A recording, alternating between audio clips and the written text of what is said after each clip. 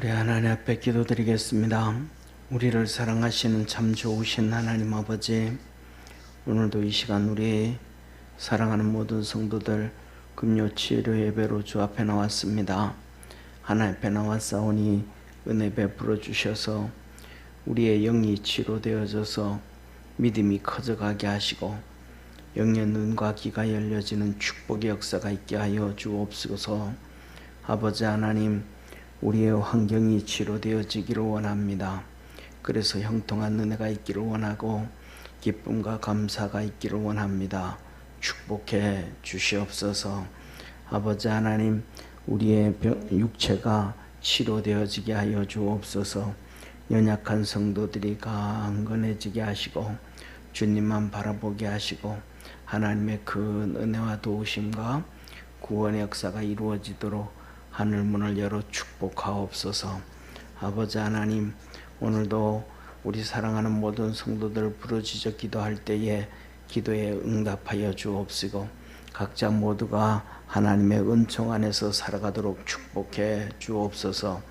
유재한 집사님, 이은수 권사님 선교원금 드립니다.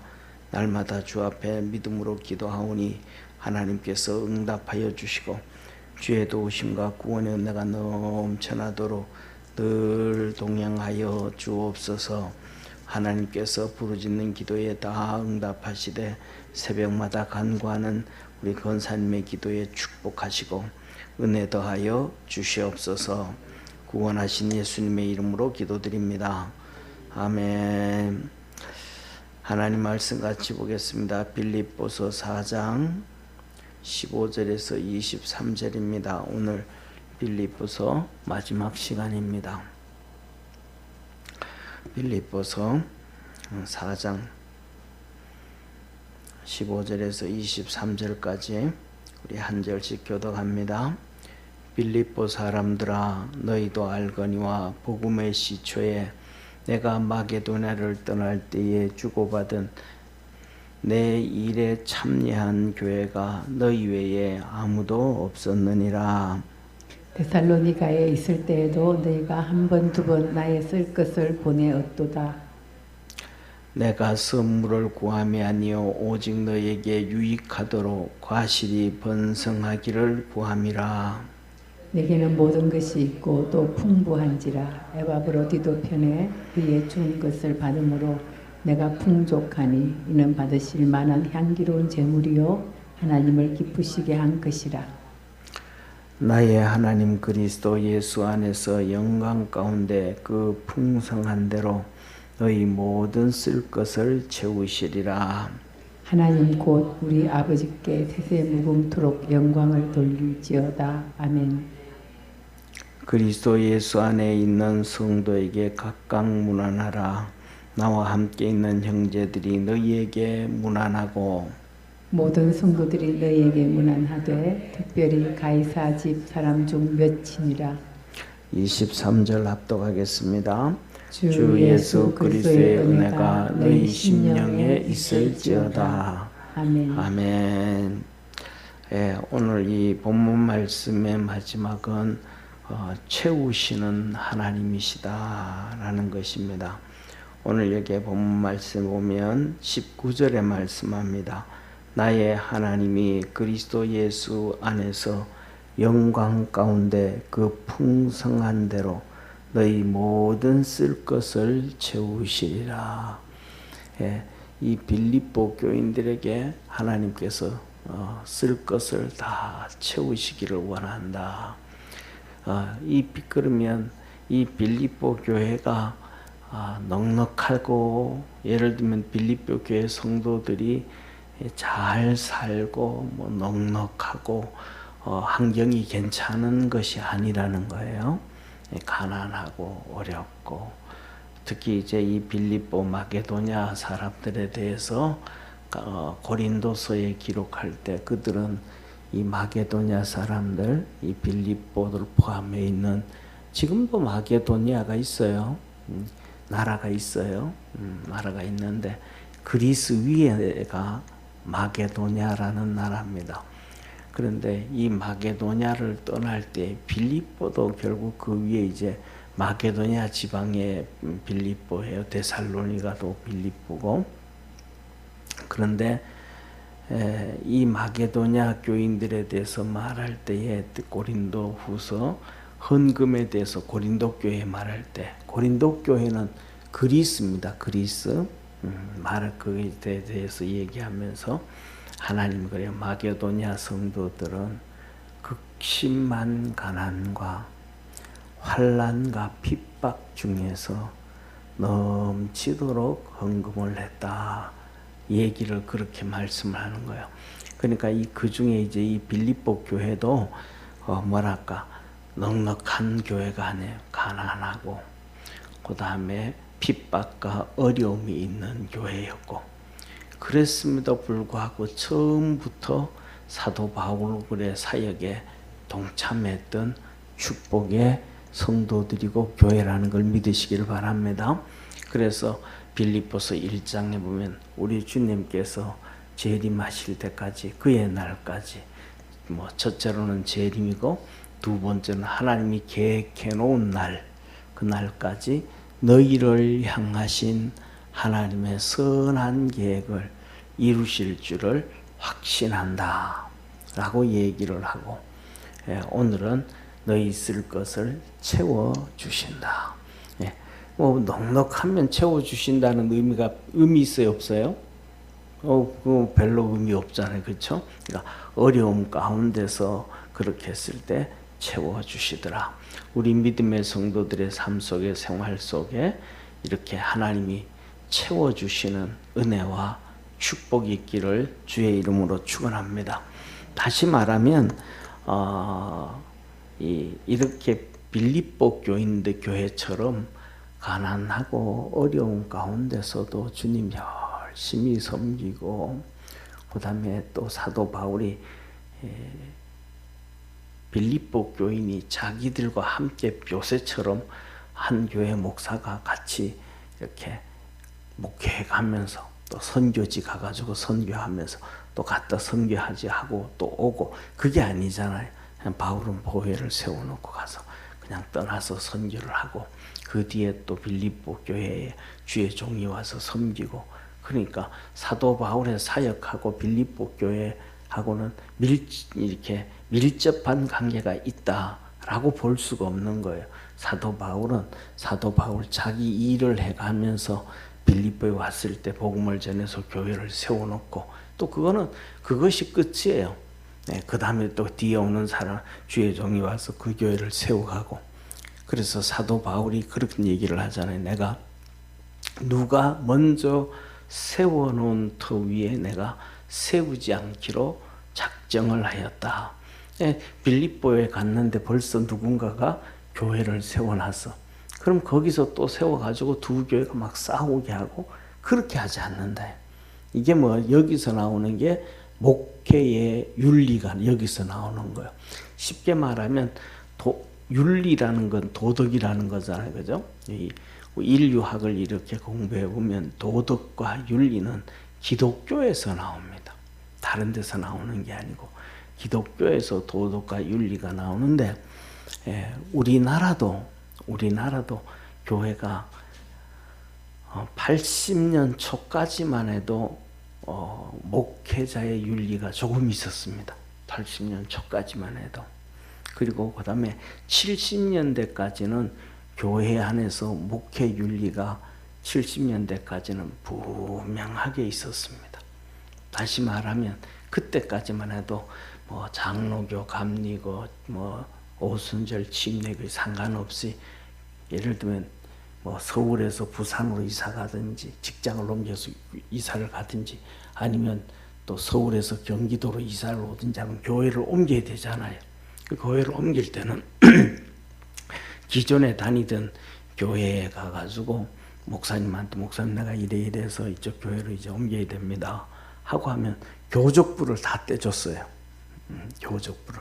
요새는 별로 그렇게 신방도 많이 안 하지만은 그때는 신방도 해가지고 이 교족부라는 게 있어서 그 가족 카드 있잖아요, 그죠? 가족이 다 기록된 거 하고 그 뒤에는 밑에 가면 이제 쉽게 말하면 학교 생활 기록부하고 똑같아요. 네. 그 밑에 뒤에다가 이제 이 사람이 어떻게 신앙생활하고 있는지, 또 이런 문제가 있었는데 하나님이 또 이렇게 은혜를 주셨다, 뭐 해주셨다, 이렇게 메모되어진 게 메모를 해놔요. 그럼 그 교족부를 줘요. 그럼 그 교족부를 주면 그것 가지고 가가지고 자기가 다닌 교회 담임 목사님한테 가져가서 내가 이쪽 교회에서 이렇게 신앙생활하다가 지금 이렇게 왔습니다 라고, 그렇게 70년대 거의 초까지는 그게 있었어요. 그런데 70년대 중반 80년대 되면서 막 그냥 경제 성장하고 교회가 막 그냥 부흥되어져 가면서부터 시작해서 그게 다 무너져 버린 거예요. 그러니까 막 목사들도 그냥 자기 교회 막 부흥시키려고, 뭐 쉽게 말하면 이렇게 기존에 신앙생활 하던 교회에서 막 그냥 싸우고 뭐 하여튼 문제 일으키고 그래가지고 징계를 받아가지고 교회에서 징계를 줘요. 그러면 이제 당신 좀 징계를 좀 해야 된다, 해결 좀 해야 된다. 몇 개월 좀 이렇게 징계를 하고, 그래서 몇 개월 징계 받아가지고 한수 집사인데 징계 받아가지고 뭐 주일날 기도는 한 3개월 좀 못 쉬어라. 그다음에 또 아니면 또 뭐 오후 예배 때 기도를 좀 쉬어라. 또 그다음에 또 아니면 또 그 회개하는 마음으로 화장실 청소를 2달 좀 해라. 뭐 이런 징계가 있을 거 아니에요, 그렇죠? 그러면 징계가 있으면 그 징계를 생활 기록 카드에 기록할까요, 안 할까요? 예, 다 해놓는 거예요. 다 해놓는데, 그런데 한국 사람들은 감정이 심해가지고 그렇게 징계를 받으면 그 교회에서 징계를 받고 신앙생활을 해요. 다른 데로 옮겨버려요. 예, 다른 데로 옮겨버리는 거예요. 근데 이 교적 카드를 가지고 교회에서 치리가 되어질 때는 괜찮았는데, 그 다음부터 목사님들이 자기 교회 막 부흥시키려고 하니까 교족부도 없이 그냥 다 받아주는 거예요. 저쪽 교회에서 문제를 일으켰든 안 일으켰든 어쨌든 간에 오면 다 그냥 다 이렇게 받아주면서 첫째로는 교회의 그 지리가 다 무너지기 시작을 했어요. 그 다음에 두 번째 무너지기 시작한 교회의 지리가 무너진 게 뭐냐면 80년대 초까지만 해도 교회가 한 곳에 이제 이렇게 자체 건물을 지어 가지고 있든 아니면 상가에다가 교회가 있든 간에 그것이 감리교회든 장로교회든 뭐 오순절 교회든 교회가 있으면 직경 100m에서 200m 안에는 교회를 안 세워요. 그 교회가 있으니까 최소한 100m, 200m 안에는 그 교회 이 바운더리 영역이라는 거, 영역. 그래가지고 거기서 안 세워요. 그리고 이제 100m, 200m 떨어진 다음에 이렇게 세우기 시작했어요. 그게 이제 마지막 한국 교회의 목회의 윤리와 도덕이었어요. 그런데 이것이 80년대 후반으로 들어서면서 막 이제는 무너지기 시작해버린 거예요. 옆 건물로 막 가버리기 시작하고. 그 다음에 또 더 나가서 2000년대에 들어와가지고는 1900년대로 들어서서 2000년대로 들어오면 건물 안에 같이 막 위에 건물 밑에 5층에서 교회 있고 6층에 교회 있고, 어떤 데는 그때도 상가가 막 분양하는데 교회가 지하에 2개가 들어와. 제가 알고 있는 목사님도 그렇게 지하에 교회가 다 이렇게 칸을 막아놨는데 이쪽에 무슨 교회, 저쪽에 무슨 교회. 설교를 하면 옆에 다 들려. 주일 나중에 목사님들이 2분이 서로 만나가지고 우리 이렇게 하다가는 예배가 정말 어렵다. 우리 한번 잘 해보자. 그래가지고 예배 순서를 똑같이 해. 찬송은 이쪽에서 찬송 부를 때는 저쪽에서 찬송 부르고, 이쪽에서 기도할 때는 저쪽에서 기도하고, 이쪽에서 설교할 때는 저쪽에서 설교하고, 설교를 몇 분씩 하자. 그것도 정해서로. 근데 그것도 잘 돼야 안 돼요.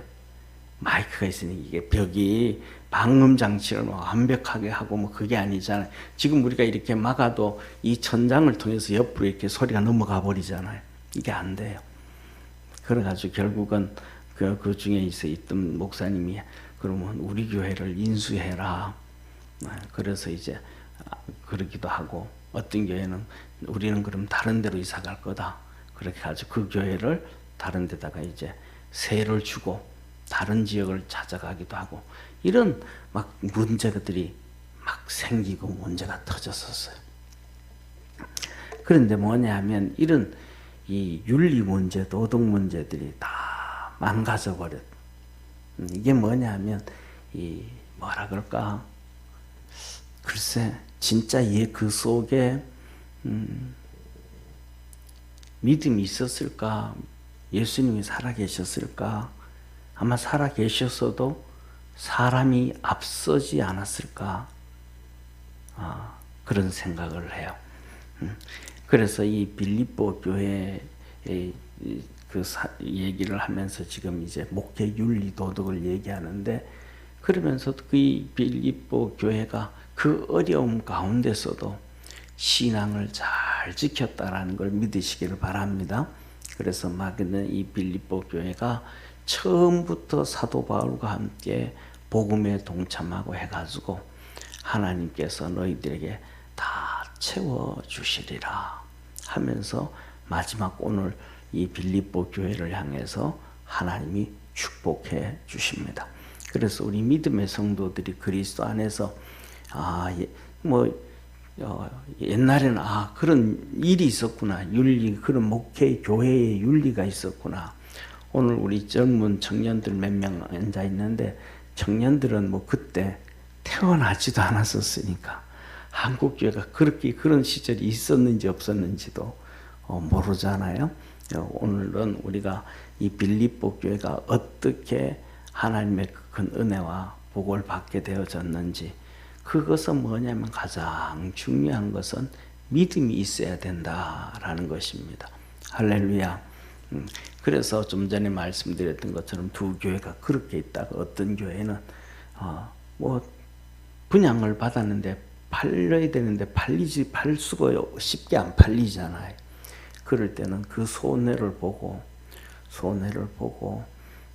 다른 곳에 가가지고 또 예배를 드리고 하나님 앞에서 이렇게 덕을 쌓아가야겠다, 그렇게 하고. 또 제가 알고 있는 목사님은 부산에 있었던 목사님인데, 목사님이 개척을 했어요. 개척을 했는데 하나님의 뜻은 어디에 있는지 어떻게 했는지 우리는 모르지만은 개척을 했는데 교회가 하나님의 은혜로 부흥이 됐어요. 할렐루야. 크게 부흥이 됐어요. 개척하고 얼마 안 돼가지고 한 300명 이상 이렇게 모였어요. 그러니까 재정적으로도 이제는 그 교회가 탄탄해진 거예요. 돈도 이렇게 저축돼 놓고. 그래서 이제 우리도 이게 돈을 이렇게 저축해 놨으니까, 있으니까 땅을 사서 건축을 하든지, 아니면 기존에 있는 상가 건물을 사가지고 우리가 들어가든지, 또 그다음에 아니면 기존에 있는 교회 있잖아요, 그죠? 교회 있는 교회에 들어가든지 한번 기도하고 한번 하자 그랬는데, 마침 건축한 교회가 나왔어요. 건축한 교회가 있는데, 그 교회가 빚이 많은데, 빚이 있는데 감당이 안 되는 거예요, 빚이. 그래가지고 교회를 이제 두 교회가 합치기로 했어요. 이쪽 교회는 상가인데도 돈이 있으니까. 그래서 그 돈을 그렇게 합치기로 하고, 그 대신에 이제 기존에 있던 목사님은 은퇴하기로, 다른 데로 가기로 이렇게 얘기가 다 됐어요. 그런데 돈을 다 쓰고 이제 언제부터 몇월 며칠부터 이제 우리 교회 이쪽 교회에서 이쪽 교회 가서 예배 드립니다라고 이제 다 했는데, 그날 갔더니 목사님도 그대로 있고, 주일날 예배를 드려야 되는데 이쪽의 성도들을 못 오게 하는 거예요. 이게 한 교회가 돈만 받아가 버리고. 그러니까 이쪽의 교회가 난리가 난 거예요. 이쪽의 교회가 막 성도들이, 집사님들이 모여가지고 목사님 우리도 우리도 못 들어가게 교회 문 닫아 걸고 저렇게 하고 있는데 우리가 명수도 더 많고 그러니까 우리가 문을 열고 들어갑시다. 그래서 우리가 자리 차지합시다. 또 그리고 막 이렇게 쉽게 말하면 교회 가서 어깨 싸움 하자는 거예요. 어깨 싸움. 예, 그리고 이제 목사님을 옹이해가지고 강대상 당상으로 올라가게 할 테니까 목사님 올라가서 예배를 인도하시라고. 예, 그렇게 얘기하는 사람 있고 또 뭐 하여튼 이렇게 막 분분하단 말이에요. 이런저런 얘기 반분을. 그런데 뭐냐면 목사님이 아무리 생각을 해도 답이 안 나오는 거예요. 왜 기존에 있던 교회와 목사님이 약속을 지켜줘야 되는데 약속을 안 지키니까 두 교회가 한 교회 와가지고 싸우는 것도 하나님 앞에도 덕이 안 되고 세상 앞에서도 덕이 안 되고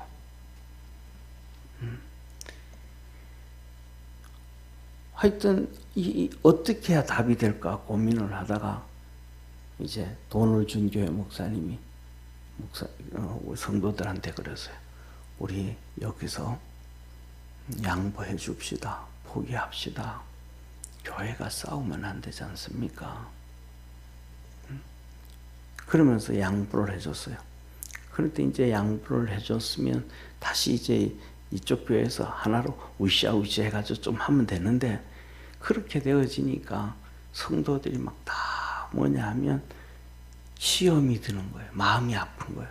우리 목사님은 얼마든지 싸우면 우리가 이길 수 있는데 명수도 많은데 이렇게 할 수도 있고 저렇게 할 수도 있는데 왜 저렇게 바보처럼 저렇게 할까? 그래가지고 교회를 떠나는 사람도 많았고 이런저런 어려움에 많이 빠졌어요. 그런데 저는 그런 생각이 들어요. 그 모든 것들이 어떤 것이 잘했다 못했다를 떠나서 첫째로는 하나님 앞에 우리가 섰을 때 떳떳해야 된다는 것. 할렐루야. 그 다음에 두 번째로는 뭐냐 하면 내 속에 있는 믿음이 나에게 있는 믿음에 부끄럽지 않아야 된다. 내 속에 있는 내 믿음에 부끄럽지 않아야 된다. 저는 그렇게 살아간 교회가 바로 이 빌립보 교회라고 생각을 해요. 왜냐하면 이들 빌립보 교회는 극심한 환난과 가난과 어려움 가운데서도 처음부터 사도 바울과 함께 선교에 동참했거든요. 그렇게 하기는 참 어렵잖아요. 그죠? 우리가 그런단 말이에요. 아이고 우리 코가 뭔데 석자인데 어떻게 그렇게 도와줄 수 있을까? 한국교회가 그렇게 했었어요. 왜냐하면 첫째로는 30년 전에 1997년 코로나 나왔잖아요. 그죠? 코로나가 아니고 IMF 터졌을 때 그 전까지만 해도 선교를 많이 했었어요. 또 성도들 개인도 선교를 많이 했었어요. 그런데 IMF 딱 터지면서부터 직장도 잃어버리고 애들 학원도 줄이고 교회도 어려움에 빠지고 건축했던 교회들도 부도나는 경우가 너무 많고 그러면서 코가 석자가 아니고 열대자는 돼버렸어. 그러니까 전부 다 막 줄이기 시작한 거야. 막 줄이기 시작한 거야. 막 줄이기 시작하는. 그러다 보니까 제일 먼저 줄이는 게 뭐냐 하면 선교 사업을 줄이기 시작하는 거야. 그 다음에 또 중국이 문을 닫기 시작하니까 선교사들도 다 나가게 되어지고. 제가 알고 있는 교회는 그때부터 시작해가지고 지금까지 30년이 넘도록 지출은 그때 안 줄이니까 선교하던 선교사들 후원해주고 뭐하고 하니까 매년마다 적자예요. 그래가지고 매년 이 은행에 있던 돈을 매년마다 조금씩 계속 까먹는 거예요. 그러니까 그전에는 은행에다가 많이 하나님 일을 하면서도 저축이 되어 있었던 걸 계속 이렇게 까먹기 시작을 했어요. 이게 이제 뭐냐 하면 오늘날 우리가 살아가는 시대의 상황이다. 그런데 오늘 이 빌립보서 마지막을 보면서 우리가 어렵지만은 우리가 믿음 안에서 살아갈 수 있는 축복의 성도가 되기를 주의 이름으로 축원합니다. 자, 그래서 이렇게 말씀을 하셔요. 빌립보 사람들아, 너희도 알거니와 복음의 시초에 사도 바울이 처음 복음 이 2차 선교 와서 마게도니아로 그리스로 왔단 말이에요. 2차 선교 때 처음 이 마게도니아를 통해서 빌립보로 이렇게 복음을 전해왔단 말이에요. 처음 2차 선교 때 이 복음의 시초에 내가 마게도니아를 떠날 때 마게도니아에서 그리스로 갔거든요. 아테네로.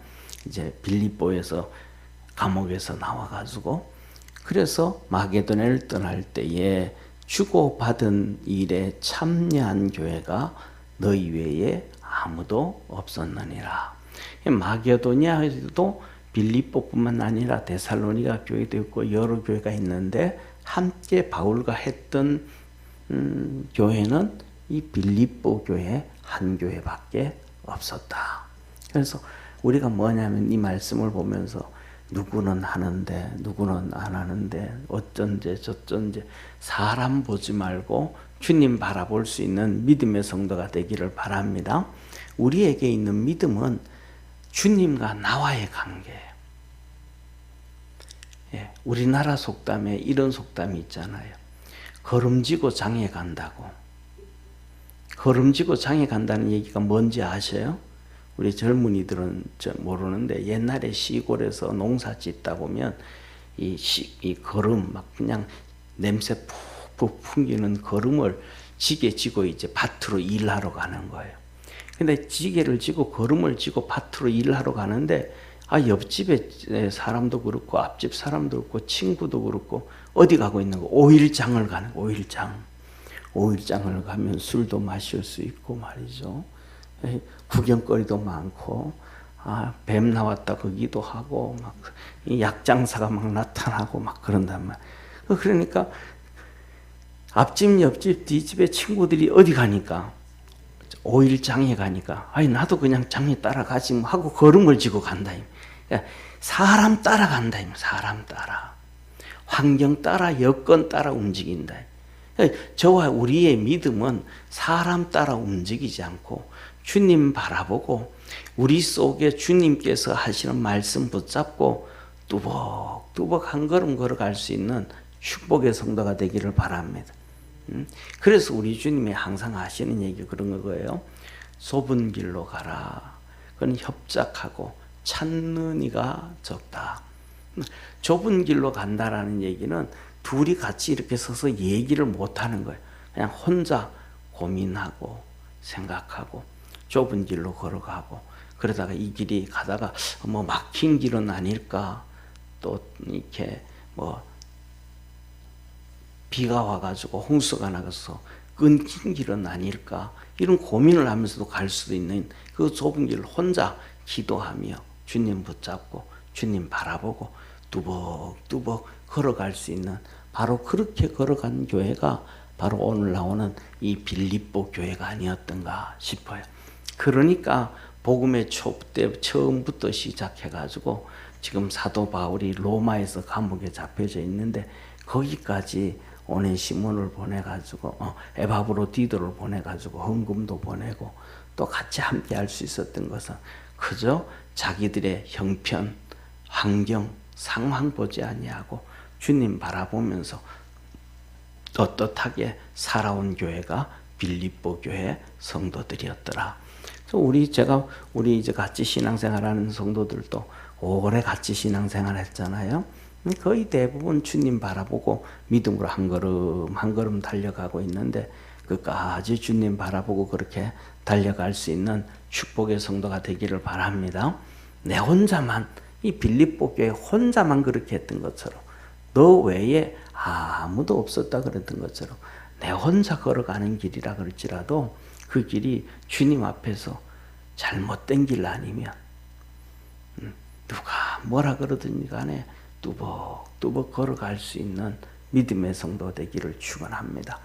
그래서 우리가 가는 길은 우리가 잘 아는 것처럼 이 사무엘서에 보면 베세메스로 가는 소 있죠, 그죠? 네, 베세메스로 가는 소가 수레에다가 하나님의 법궤를 싣고 간단 말이에요.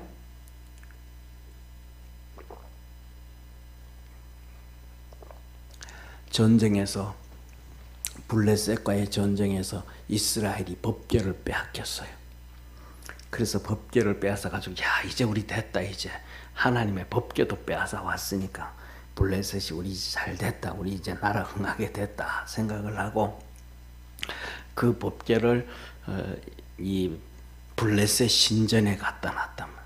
신전에 갖다 놨더니 그 다음 날 보니까 블레셋이 섬기는 이 우상들이 다 이 제단 위에 있어야 되는데 이게 떨어져 가지고 법궤 앞에다 머리를 푹 숙이고 있대.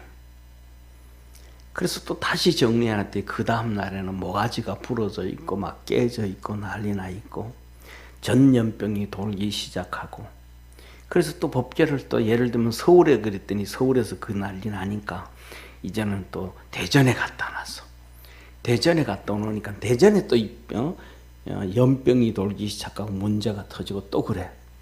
그 다음에는 또 저 대구에 갖다 놨더니 대구에도 또 그래. 그래서 이 박사들을 불러놓고 이거 어떻게 된 거냐 그랬더니 이거는 아마 100% 하나님으로부터 온 저주다. 그래서 이제는 이것을 이스라엘 땅으로 돌려보내야 된다. 그랬어요. 그런데 그것을 믿는 사람도 있고 안 믿는 사람도 있잖아요. 안 믿는 사람도 있으니까 그 얘기하기를, 그러면 수레를 실어가지고 그냥 돌려보내는 게 아니고 법궤에다가 하나님 앞에 드릴 예물도 좀 드려야 된다. 그래서 금부치, 은부치도 싣고 그래가지고 이 소를 이스라엘로 보내는데 그냥 보내는 게 아니고 젖먹이 딸린 송아지를 떼놓고, 젖먹이 달린 송아지를 떼놓은 어미가 자식 버리고 젖먹이 버리고 가요? 안 가요? 안 가잖아요. 불가능한 걸 하는, 불가능한 걸 그렇게 떼어놓고 이 소 2마리를 수레에 실어 수레를 끌고 가라. 사람이 끌고 가는 것도 아니고 너들이 이스라엘 땅으로 가라 하고 이랴 하고 엉덩이를 두들기고 나면 이 암소 2마리가 베세메스로 이스라엘 땅으로 국경지대로 똑바로 가면 우리에게 내렸던 이 모든 저주들이 하나님께로부터 온 거고, 이 소들이 안 가고 새끼들이 음매하고 울 때 그러니까 돌아오면 이거 우리에게 임한 저주는 하나님이 임한 게 아니다. 그렇게 이제 결론을 내리고 그렇게 하기로 했어요. 그랬더니 이 암소 2마리가 새끼들이 울 때에 눈물을 흘리면서 베세메스로 가더라. 이 소들도 하다못해가지고 뭘 알고 있더래? 하나님이 함께 계신 걸 알더라. 그들이 어떻게 살아야 되는지를 알더라. 우리가 우리를 위해서 십자가에 못 박히신 예수님이 계신데 그 예수님이 우리를 위해서 십자가에 죽으시고 우리에게 생명 주셨는데 우리가 어떻게 살아야 되는지를 모른다라고 하면 베세메스로 가는 2 암소보다가도 조금 못하고, 소보다가는 못해도 양것만 치면 안 돼야 되겠습니까? 그렇죠? 그러니까 저와 이 베세메스로 가는 소들이 눈물 흘리면서 가더라. 이 새끼들이 울어도 눈물 흘리면서 가더라. 그래서 뭐냐면 우리 속에 있는 주님이 주시는 말씀 붙잡고 믿음 붙잡고 그냥 한 걸음 한 걸음 달려가는, 그래서 주님의 기쁨이 되어지고 하나님이 채워주시는 은혜와 복이 있기를 주의 이름으로 축원합니다. 자, 그래서 16절 보세요. 이 데살로니가 교회가 한 번 하고 끝난 게 아니다 이 말이에요. 데살로니가 있을 때에도 너희가 한 번, 2번 나의 쓸 것을 보내었다. 여기서 이제 번역할 때 한 번, 2번인데 한 번, 2번이면 몇 번이라는 거예요? 3번이라는 거예요. 그러니까 사도 바울이 데살로니가에서 복음을 전할 때도 빌립보 교인들이 자꾸 도와줬더라. 자기들도 힘들고 어려운데 이걸 보면 있잖아요. 이걸 보면 이 빌립보 교인들이 바울에게 엄청나게 마음의 부담을 많이 준 것 같아요. 왜냐하면 이렇게 빌립보 교인들이 환난과 핍박과 극심한 가난을 사도 바울이 다 알고 있는데 그들이 모아가지고 준다고 하면 부담스러워요, 부담 안스러워요? 진짜 부담스럽잖아요. 얼마나 부담스럽겠어. 그러니까 뭐라 그럴까, 사도 바울이 빌립보 교인들을 위해서 기도할 때는 그냥 주님하고 그냥 주님을 부르기만 해도 이 창자가 좀 쓰라릴 것 같아. 그들 생각하면 그 가난한 가운데, 그 없는 것 가운데, 그 힘든 것 가운데 이들이 또 이렇게 보내네. 안 보내도 되는데 차라리 안 받고 내가 어렵게 살고 내가 힘들게 사는 게 낫지. 그런 생각하지 않았을까? 이게 뭐냐 하면 이 마음은 바로 우리가 주님에게도 똑같은 마음임을 기억하기를 바랍니다. 이 빌립보 교회가 바울의 마음을 그렇게 이렇게 사랑의 짐을 잔뜩 지워준 것은 주님에게 사랑의 짐을 지워줬다라는 것을 깨닫기를 바랍니다. 자, 그러면서 17절, 내가 선물을 구함이 아니요 오직 너에게 유익하도록 과실이 번성하기를 구함이라. 하나님이 너희들에게 진짜 은혜 주시고 축복해 주시고 그 가난과 극심한 어려움과 핍박 가운데서도 믿음으로 정말로 믿음으로 잘 살기를 간구하고, 내게는 모든 것이 있고 풍부한지라. 내게 이제 넘치도록 넘친다. 에바브로디도편에 너희가 준 것을 받았으므로, 너희가 에바브로를 통해 가지고 내 로마에 감옥이 있는데 보내줬지 않냐. 그래서 내가 풍족하다. 진짜 풍족했는지 안 풍족했는지는 몰라요. 근데 사도 바울이 내 풍족하다. 그러면서 말합니다. 이는 받으실 만한 향기로운 제물이요 하나님을 기쁘시게 한 것이라. 하나님의 일에 동참하는 것이 하나님을 기쁘시게 하는 것이고 향기로운 제물이더라. 사도 바울이 로마에 있으면 로마 감옥에 있으면서도 주의 복음을 전하고 있었는데, 쉽게 말하면 오늘날로 얘기하면 영치금 부어 넣어준 거예요. 영치금. 그런데 그 영치금을 넣어줬는데 사도 바울이 그러는 거예요. 향기로운 제물이요 하나님을 기쁘시게 한 것이다. 그래서 우리가 하는 일은 작은 일이든지 큰 일이든지 무슨 일이든지 하나님을 기쁘시게 하는 일에 동참할 수 있는 축복의 성도가 되기를 바랍니다. 그래서 내가 앞서면 이걸 몰라. 또 내 생각이 앞서도 몰라. 우리 주님 앞에 서 있어야 되고 내 믿음이 먼저 달려가고 믿음을 쫓아갈 때 하나님을 기쁘게 하고 하나님이 받으실 만한 향기로운 제물도 드릴 수 있고 향기로운 봉사도 할 수 있고 향기로운 기도도 할 수 있음을 깨닫기를 바랍니다. 더 나아가서는 향기로운 예배도 우리가 드릴 수가 있는 거예요. 자, 그래서 19절, 나의 하나님이 그리스도 예수 안에서 영광 가운데 그 풍성한 대로 너희 모든 쓸 것을 채우시리라. 너희 그 가난한 가운데 너희들이 이렇게 정성을 보내줬으니까 하나님께서 다 채워주시리라. 사랑하는 성도, 저와 여러분들은 하늘나라를 바라보며 달려갈 수 있는 축복의 성도가 되기를 바랍니다. 주님이 우리에게 그래요. 너희는 뭐냐 하면 이 마태복음 6장에 보면 너의 재물을 보물을 하늘에 쌓아둬라. 그거면 너 마음도 하늘에 쌓아둬라. 그런데 이 빌립보 교인들이 바로 그 자기들의 그것을 하늘에 쌓아두었더라. 우리 주님 마지막 십자가에 달리시기 이 마지막 주일에 성전에 가서 이렇게 헌금하는 것을 보면서 제자들을 세워놓고 헌금하는 것을 다 보여주면서 너희들 나중에 제자들에게 그러잖아요. 너희들 헌금하는 거 다 봤지? 이 가부가 제일 정성 들여 헌금을 했느니라. 하나님이 기뻐하는 헌금을 했다. 마음 다해서 했다 이 말이에요. 다른 사람들은 뭐 하였는데? 풍족한 중에 하였는데 이 가구는 자기의 생활비를 다 하였느니라. 랩돈 2개. 오늘날 우리 얘기하면 2,000원인데 그게 제일 귀하더라. 다시 말하면 우리 마음에 준비되어져 있는 것. 그래서 지난주에도 말씀드렸던 것처럼 기도도, 그 다음에 헌금도, 그 다음에 모든 봉사도 미리 준비해서 섬기는 게 가장 아름답고 귀하다는 것을 믿으시길 바랍니다. 왜냐하면 미리 준비하면 이런저런 생각을 해요.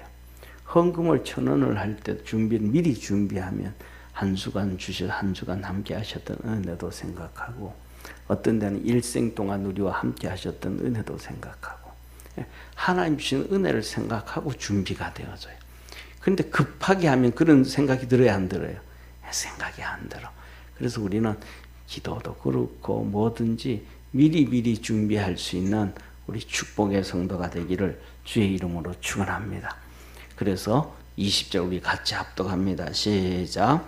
하나님 곧 우리 아버지께 세세 무궁토록 영광을 돌릴지어다. 아멘. 그래서 이렇게 하면서 이제 마지막에는 이렇게 너희들 무난하고 하나 되어서라 라고 그러면서 이제 끝내는데, 하나님께 뭐 하도록? 무궁토록 영광을 돌리도록. 우리가 뭐 어떤 데는 그래요.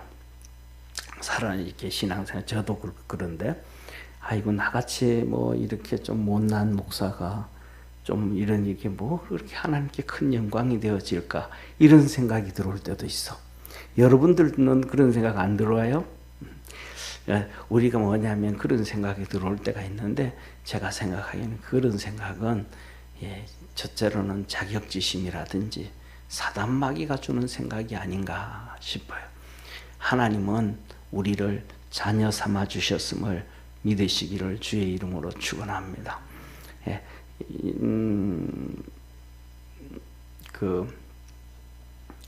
뭐라 그럴까? 어떤 분이 그런 얘기를 해요. 어떤 분이 뭐라고 얘기하냐면,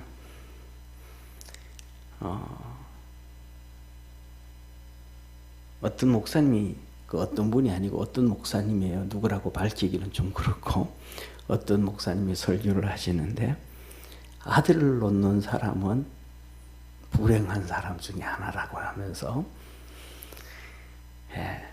이 늙은 부모를 요양원에 갖다 버리고, 그 다음에 이렇게 뭐 갖다 버리는 거는 거의 대부분 아들이래요. 나이 든 부모를 갖다 버리는 거는 아들이. 그 설교를 이렇게 듣는데 보니까 옛날 고려 시대에 고려장을 지낼 때도 이 못 움직이는 부모 지기에 지어가지고 언덕 넘고 산 넘고 골짜기로 간 것은 남자더라고. 아들들이. 그런데 그런 아들인데도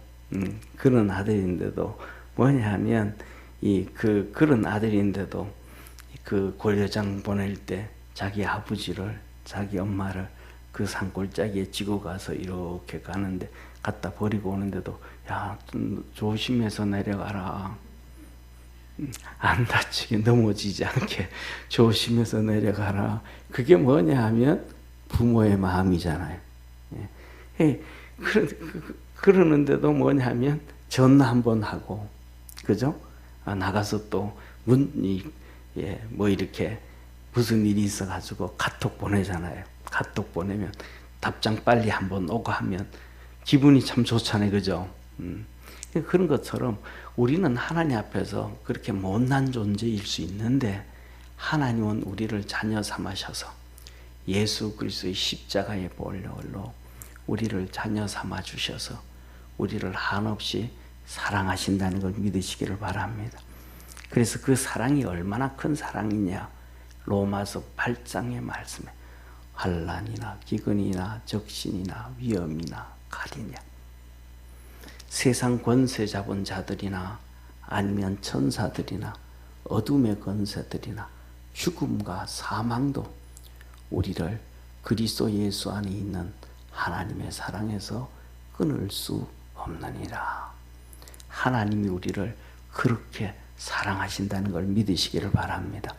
그래서 우리가 내같이 못난 자가 뭐 주님을, 그게 아니고 내가 잘났든 못났든 잘 섬기든 못 섬기든 주님만 바라보고 우리 속에 각자에게 주신 믿음 붙잡고 주님을 향하여 섬기고 기도하고 이렇게 달려갈 때 우리 주님은 정말 한없이 기뻐하신다는 것을 기억하기를 축원합니다. 그래서 오늘 20절 하나님 곧 우리 아버지께 세세 무궁토록 영광을 돌릴지어다 했던 것처럼 우리 주님 앞에 설 때까지 하나님께 영광 돌릴 수 있는 우리 축복의 모든 성도 되기를 주의 이름으로 축원합니다. 기도하겠습니다. 전능하신 하나님 아버지, 오늘도 우리를 사랑해 주시고 은혜 베풀어 주시고 축복하심에 감사합니다. 믿음 안에서 늘 승리하게 하시고 극심한 가난과 흉년과 어려움 가운데서도 주님 열심히 섬겼던 그 빌립보 교인들처럼 우리 사랑하는 믿음의 성도들도 주님만 바라보며 하나님께 영광을 돌리는 복된 성도들 다 되게 하옵소서. 예수님의 이름으로 기도드립니다. 아멘.